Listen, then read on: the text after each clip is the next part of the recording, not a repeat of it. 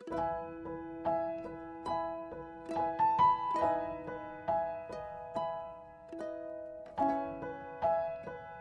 nagwagi na umano si Sampaguita Girl. Ito nga ay matapos na mabalita ngayong araw na nabilanggo na ang gwardyang gumawa ng hindi maganda sa kanya. Ayon sa balita, napatunayan umano na may ilang nalabag ang gwardya, kaya naman agad itong dinampot ng mga otoridad. Samantala, narito naman ang panig ng ilan matapos malaman ang pangyayari. Narito, panoorin ang video. Masasabi mo talagang isa si Rosmar sa mga pinaka-cloud chasers. Uhaw sa atensyon, papansin, paepal, bida-bidang personalidad dito sa internet eh. Pagkatapos mag-viral ni Sampaguita Girl, pinapunta agad ni Rosmar yung tauhan niya. Binigyan ng 10,000. Binigyan ng 10,000 dahil gusto ko nung tulungan yung babae. Like, kung meron man dapat tulungan dito, hindi dapat yung babae. Oo, sabihin natin na nangangailangan ng pera yung babae kaya nagbebenta ng Sampaguita. Pero sino bang nawalan ng trabaho? Sino bang nagtatrabaho ng maayos, ginagawa lang naman yung tungkulin, ginagawa lang naman niya yung trabaho niya pero siya pa yung napasama? Diba yung guard? Kung ako yung tatanungin ha, kung meron man dapat tulungan dito sa sitwasyon na to, hindi yung bata eh. Hindi yung babae. Kung hindi yung guard na nawala ng trabaho dahil ginagawa lang naman niya yung trabaho niya. Itong si Rosmar, basta may mga ganitong klaseng atake dito sa internet, sugod agad siya.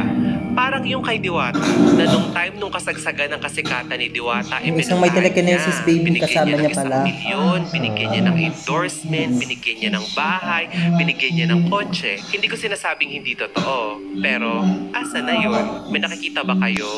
Ewan ko sa inyo, pero ako wala. Hindi mo malaman kung itong si Rosmar sadyang napakarami lang talaga niyang pera, kaya gustong-gusto niyang ipamigay yung pera niya sa mga tao. O baka naman kaya ganyan na lang ang arangkada ngayon ulit ni Rosmar kasi mag-e-eleksyon. Tandaan ninyo, tumatakbo yan si Rosmar bilang councilor. Walang masama sa pagtulong eh.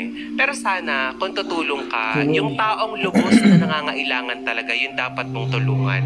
Hindi yung for the sake na meron ka lang mema, meron ka lang mapakita sa internet, meron ka lang masabing natulungan, meron ka lang nagawa para sa publicity mo. Parehas na parehas nung ginawa niya nung kasagsagan ng kasikatan ni Diwata. Kung kailan si Diwata sumikat, kumita na sa mga vloggers, kumita na sa mga endorsement, kumita na sa mga Facebook Reels, sa mga nag-video sa kanya, tsaka siya tumulong at binigyan ng lubos. 1,000,000, bahay, kung di ako nagkakamali, kotse, cash, cellphone, endorsement.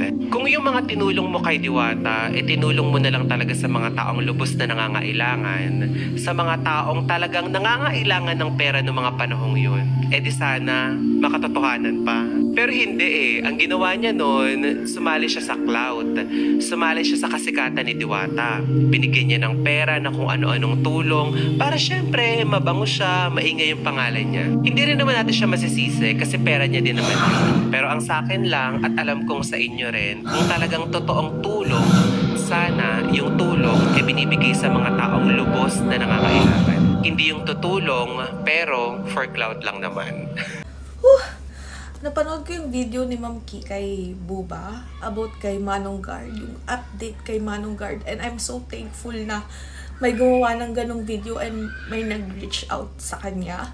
Kasi para bang lagi nakakaawa yung lahat ng attention, alam niyo na nandun sa kabilang party. Pero ako talaga yung support ko since day 1 ay na kay Manong Guard, and gumawa pa ako ng video about it. Na-judge din ako ng mga tao because of it. Kasi nga, bakit nga daw yun yung sinusuportahan ko at hindi yung mahirap daw ba? Kasi daw, nasabihan pa ako na hindi kasi kayo estado ng buhay, yung may privilege daw ako, ganyan. Guys, alam nyo ba kung bakit na kay Manong Guard yung support ko? Kasi naranasan ko rin magtrabaho. Naranasan kong magsumikap sa buhay. Kaya nga kung nasan man ako ngayon, dahil sa pagsusumikap ko yun sa buhay. Oo, sinerte ako. Pero never ako nanloko ng tao. Never ako nanlaman. Ang emosyonal ng video na to kasi alam nyo, ayoko talaga sa lahat yung inaagabyado yung mga lumalaban ng patas sa buhay.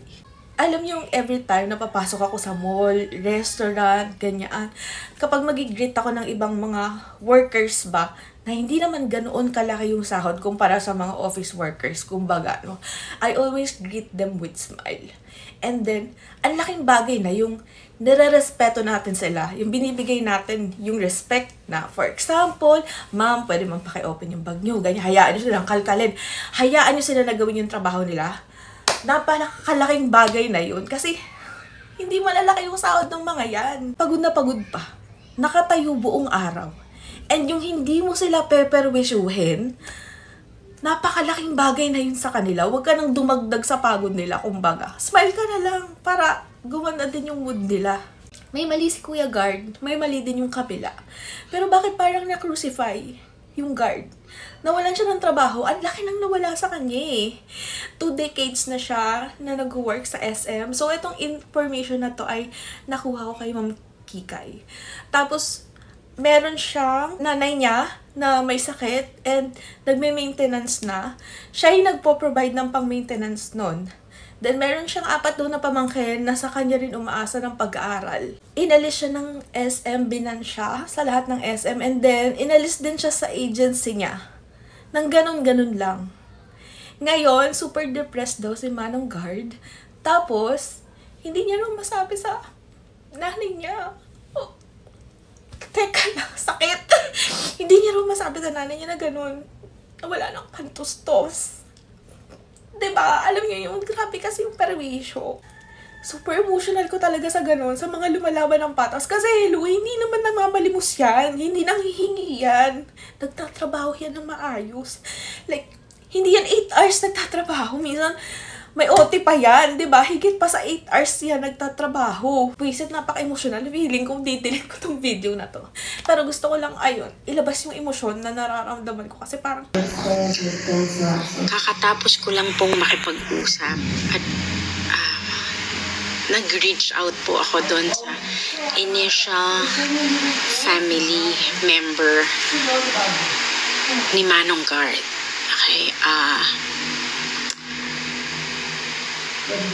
I asked for permission if I can share and post a little detail of the side of Manong Guard. Alam mo, hindi kami magkakilala ha. Hindi ko sila kakilala, pero when I heard or when I found out about the background of the guard,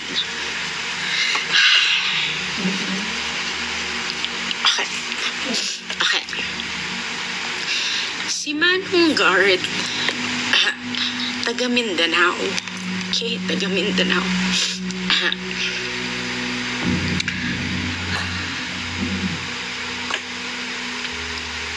Dahil sa pagtatrabaho niya dito sa Maynila, dahil tinutulungan at tinutustusan niya ang pangangailangan ng nanay niyang may sakit sa heart, lahat ng needs ng nanay niya, kasi panganay si Manong Guard, for maintenance, para mabuhay yung nanay niya kasi may sakit yung nanay niya sa heart.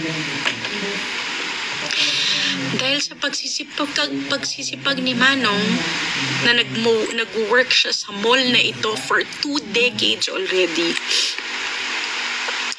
Dekada na nagtatrabaho siya. Buong katapatan siyang nagtatrabaho dito sa Manila. Para sa pamilya niya at sa nanay niya. Umabot na sa point na iniwan na siya ng asawa niya. Kasama yung anak. Kasi nga, dahil nagtatrabaho nga siya dito sa Maynila. And yet, tuloy-tuloy pa rin nagtatrabaho si Manong para sa anak niya.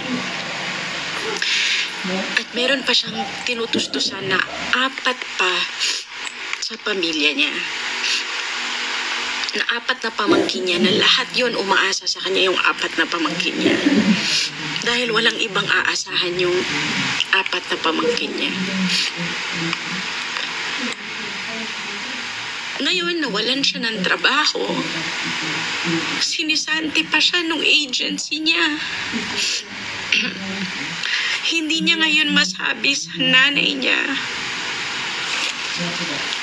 nawala na siyang trabaho. Hindi niya masabi. Dahil may sakit yung nanay niya. At hindi rin niya alam paano niya tutustusan yung 5 umaasa sa kanya. Kasi nga panganay siya. Maliliit pa yung mga umaasa sa kanya. Maliliit talaga. Hindi high school guys. Maliliit talaga. Na pinag-aaral niya. And at the same time, he was really depressed. Hindi siya makausap. Kasi syempre patong-patong yung nangyayari sa kanya. Wala lang. Parang other people are looking at the other side without knowing the side of the other person involved. Kung saan wala siyang tinapakan, wala siyang niloloko, hindi siya nagpapanggap ng kanyang identity. Buong katapatan lang siyang naglilingkod sa trabaho niya at naglilingkod sa pamilya niya. Sakit. Sorry hindi ko siya kakilala pero alam ko na yung side ng kabila, kung anong klase siya. Ngayon nalaman ko yung side nitong kabila. Sorry but I think the people deserves to know sino si Manong. Alam mo yun?